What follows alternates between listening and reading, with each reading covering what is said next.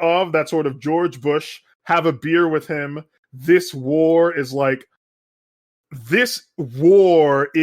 in some ways a defense of American identity, right?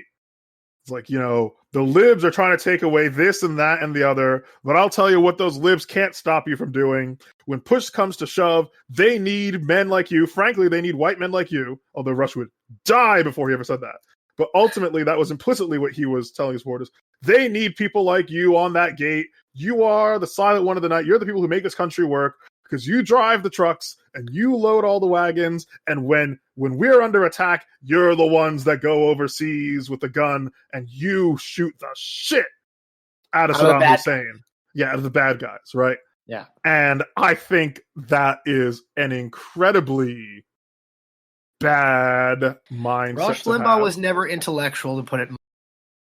Yeah, and I've been watching old clips of him where he goes on C-SPAN and he talks. It's really, surface level kind of stuff. Like he said, I think he was on William Shatner's show, and William Shatner asked him, like, "Okay, so you're a conservative. What does that mean? Tell me what." And he basically gives he gives one of those answers that we just believe that freedom is good and people should have freedom, and that people can do things better on their own than if government directs everything centrally. And William Shatner was like, "Yeah, I agree with everything you just said." And he's like, "No, but you don't, because if you did, you wouldn't support Obamacare." And he's like, "But how does that follow? Like, what?" And then he didn't really ever explain how it followed. It's very like Rush Limbaugh was always good at preaching to the choir because he was not somebody who had. I would not be surprised if his library shelves, were pretty sparse. And I don't mean that as an insult. I just mean he never struck me as somebody who read political theory or anything. He just struck me as a guy who sort of had common sense type views, which I do mean that as an insult. And he just sort of said, "Oh, this is how he had a book, I think, called The Way Things Ought to Be." And that was sort of his take on things. It was just like, tell me a thing and I'll just kind of off the top of my head come up with how it should be. It was never deeper than that. And I think to the extent that his political views were disgusting, it's because of the phenomenon that your Professor Kaplan has talked about, where the median voter is basically a Nazi. Yes. So and I want to emphasize, all the people who hate Rush Limbaugh are celebrating his death. This is not the thing. This is not where their priorities are. Their priority is that Rush Limbaugh made jokes about gay people, or he made jokes about like women, grab them by the pussy type things and stuff like that. Mainly, what he did, his thing was, he came up in a world where everybody's liberal and that's what you're hearing, and he basically said, whatever they are, I'm the opposite. Whatever it is, I'm against it. And that was his thing. So no matter what it is or who commenced it, I'm against it. So and that's going to give you some good answers because they're wrong a lot of the time. But yeah, stupidity reversed is not intelligence. I think it's as simple as that. If somebody's out here celebrating that Rush Limbaugh died, like they're a bad person. Like, and again, it's not that they're celebrating a person's death. Some people's deaths are worth celebrating, but if Rush Limbaugh falls into the set of people whose deaths are worth celebrating, and they're not like, the only reason any person should be saying, "I'm happy Rush Limbaugh died," is if like, you're some kind of Christian who's like, it really sucks that Rush Limbaugh's been living with like this cancer for so long, and frankly, I'm just glad that his suffering is over, right? Or maybe that's the only way I want to hear anybody I would say. give it to them if they brought up all his Iraq wartime quotes and said, "This guy is a piece of shit and whatever, and we're not sorry he's dead and rest in piss and all that." I still don't agree with all that stuff, but I would at least say, "Hey, I get it." He cheered on while a lot of people were, but they don't. That's not it. It's because like he said something politically incorrect, and really what it is because he was defiant in the face of our attempt to rule people. That's what it really was. It's like Trump. That doesn't mean Trump's a hero. It just means the reason they hate Trump, in the same way that just because bad people killed JFK doesn't mean JFK was good. They don't hate Trump because he's a hero.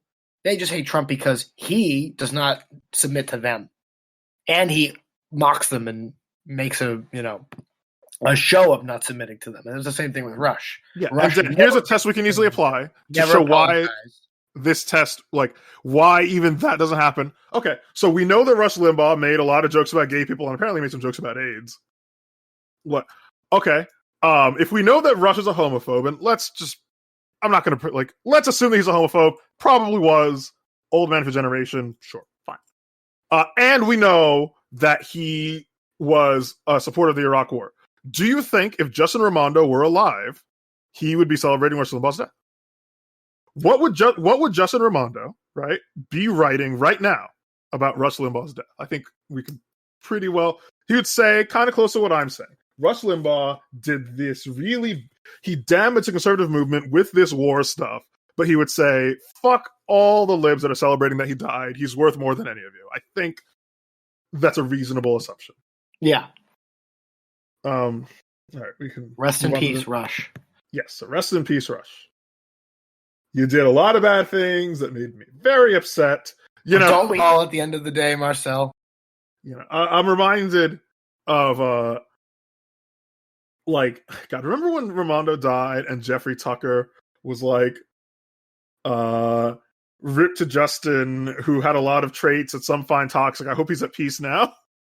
Yeah, the most passive aggressive. Remember that? Yep, I remember. What thing is? It's funny you say that because that is a very toxic thing you've said. Yeah, I'm thinking about it. Even as I say, R.I.P. to my friend who can't. He was a bitter asshole. He was pretty toxic, but I'm not. So I'm just gonna say, rest in peace. I love you. Hope you're at peace. The thing is, I remember somebody commented on that tweet, and then so it's literally commented toxic in a way, in a good way, and Jeffrey's like, no, which honestly that guy deserves. What the fuck are you you see Jeffrey's insulting somebody, don't be oh, in a good way, right? Dude, shut the fuck up. All right. Moving on in Republican news. So CPAC happened recently. Trump's on the same day Trump gives an hour and a half off the cuff. Joe Biden couldn't answer question seconds. Yeah. Hey, I know that just talking off the cuff is not does not make you a great president. But it is funny when you see what we went from. We went from a guy who could riff for an hour and a half to a guy who carries he's always reaching in his jacket for some card. And I saw this clip of him where he was talking, and after he had a double mask, and after every sentence he'd go and that's why we need to make sure we're coming together to fight COVID. And I thought it was an edit because I was how is this guy breathing this heavily into the microphone? No one stopped him. So it's really scary. It scares me when I watch Biden. I fear for the future of my country. I just worry for him. I just feel the guy seems like he's on death's door, and nobody's stopping. Nobody's walking in to go, all right, it's enough already. We need to let this guy go to bed. You just realize how high energy to low energy. Yeah, so CPAC was held in Orlando, Florida. There was really, I think, 3 main stories that come out of this. So one was that AFPAC came, it was on the same, it was that evening, and it was at the same time. And I think I'll tell you the implications of this, where Zoomers are far more right-wing than millennials are, but that's not very hard. So this is an interesting snapback. And I really do think that one way or another, America First is Nick Fuentes, I think, is going to be a force in the party, right? Republicans don't want him to be, but the entire rising generation of young conservatives, I think, is going to be firm on that. I'm starting to see an interesting thing of young conservatives explicitly identifying as neocons. It's very strange. I think what is happening there is that is them trying to be contrarian to millennial libertarians. The neocons have been getting fucked on both ends as far as the popular right wing goes, because libertarians have had our thing in millennials and Gen X's, and then now and then also you have America First paleoconservatism making a resurgence, and the neocons have been sort of getting clobbered on both ends. And so I think now you have some right wingers who are inexplicably, trying to seem intelligent. You're saying that dumb guys are neoconservative and you're smarter than those neocons because you're a paleocon or you're a libertarian, but I'm actually even smarter than you, and I'm going to defend those neocons. Like, it's like there's this constant, old money, new money thing where, poor people don't have things, so then people who get money buy a lot of things, and then people who have a lot of money, like, I'm not like one of those new rich guys. I also don't have a lot of things. But then eventually, like new, like, rich people catch on. It's like, okay, fine, we're going to do minimalism then. And then really rich people are like, oh, shit, you are? Well, I'm going to start buying, like, a bunch of crazy, ridiculous, so-called art and putting it all around and conspicuous consumption, right? And then it's just star-bellied sneeches. And I think this minority of neocons I'm seeing among the Zoomer generation is just, right wingers who are like, they want to be edgy the way libertarians were edgy, and they're doing it by like, yeah, I believe in William Buckley and I support NATO. Yeah. Right? Like, what the fuck are you doing? But I'm sure as a libertarian we must have looked something like that. I don't fucking know. Right. So CPAC and then AFPAC happened. They had an interesting lineup. They actually had Steve King, who was, well, we'll get to Steve King in a moment, and then this prolific author. Yeah. Some other representative. Oh, Paul Gosar, Republican, Arizona. People calling it the White Nationals alternative to CPAC.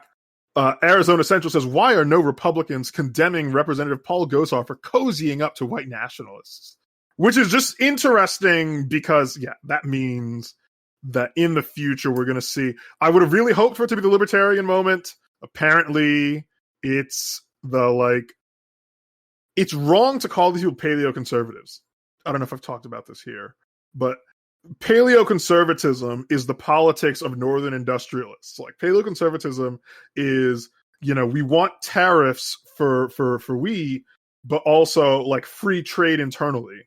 It's the politics of robber barons, even. Tucker Carlson running the sort of Huey Long thing where it's like, I'm against free trade and also I support unions. Okay, that's not paleoconservatism.